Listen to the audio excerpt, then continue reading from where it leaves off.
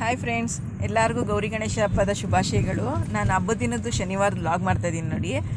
ನಾವು ಮೈಸೂರಿಗೆ ಹಬ್ಬಕ್ಕೆ ಹೋಗೋಣ ಅಂತ ಹೊರಟು ಎಲ್ಲ ಕಾರೆಲ್ಲ ಕ್ಲೀನ್ ಮಾಡಿ ಇಟ್ಕೊಂಡಿದ್ರು. ಅಲ್ಲಿ ಡಸ್ಟ್ ಎಲ್ಲ ಹಾಕಿದ್ರಲ್ಲ, ಹಾಗಾಗಿ ಸ್ವಲ್ಪ ಗಲೀಜಾಗಿತ್ತು ಅಂತ ಹಾಗೆ ಸ್ವಲ್ಪ ನೀರು ಹಾಕ್ಕೊಂಡು ನಾವು ನೈಸ್ ರೋಡಲ್ಲೇ ಹೊರಟು.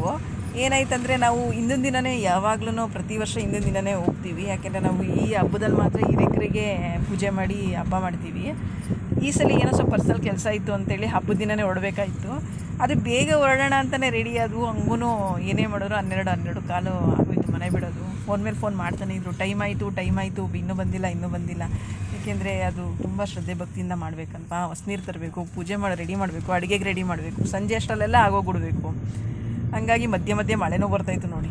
ಬರ್ತಾಯಿದೆ. ಸ್ವಲ್ಪ ದೂರ ಹೋದರೆ ಬಿಸಿಲಿದೆ, ಟೈಮ್ ಆಯಿತು ಅನ್ನೋ ಟೆನ್ಷನ್ ಬೇರೆ.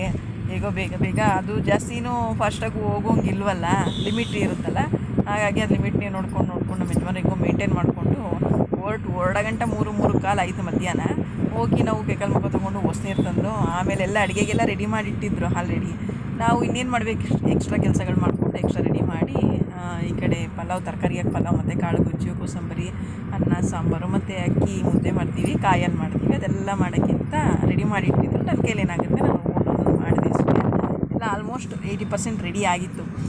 ಪ್ರತಿ ವರ್ಷ 7 ಗಂಟೆಗೆಲ್ಲ ಪೂಜೆ ಆಗ್ಬಿಡೋದು. ಈ ಸರಿ ನಮ್ಮಿಂದಾಗಿ ತಡವಾಗಿ 7:15, 7:45 ಆಗೋಯಿತು. ನಾವು ಪೂಜೆ ಮಾಡಿದ ತಕ್ಷಣವೇ ದೇವಸ್ಥಾನಕ್ಕೆ ಶನಿವಾರ ಅಲ್ವಾ, ನಾನು ಬೆಂಗಳೂರಲ್ಲಿ ಕೂಡ ಹೋಗಿರಲಿಲ್ಲ.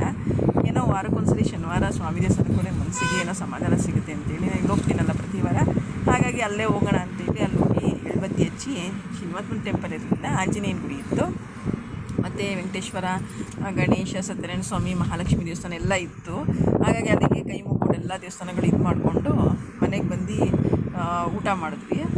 ಊಟ ಮಾಡಿಕೊಂಡು ನೋಡಿ ಹಬ್ಬನ ಈ ಥರ ಆಚರಣೆ ಮಾಡಿ ಹಿರಿಕರದೆಲ್ಲ ಫೋಟೋ ಇಟ್ಟು ಎಲ್ಲ ನಾನು ಬರೋ ತನಕನೇ ಎಲ್ಲ ಆಲ್ಮೋಸ್ಟ್ ಊಟ ಆಗಿ ಎಲ್ಲ ತೆಗೆದುಬಿಟ್ಟಿದ್ರು. ಹಾಗಾಗಿ ಫುಲ್ ಕ್ಲಿಯರಾಗಿ ತೆಗಿಯೋಕ್ಕಾಗಲಿಲ್ಲ. ಈ ಥರ ಆಯಿತು ನೋಡಿ ನಮ್ಮ ಹಬ್ಬ. Thank you. Bye friends.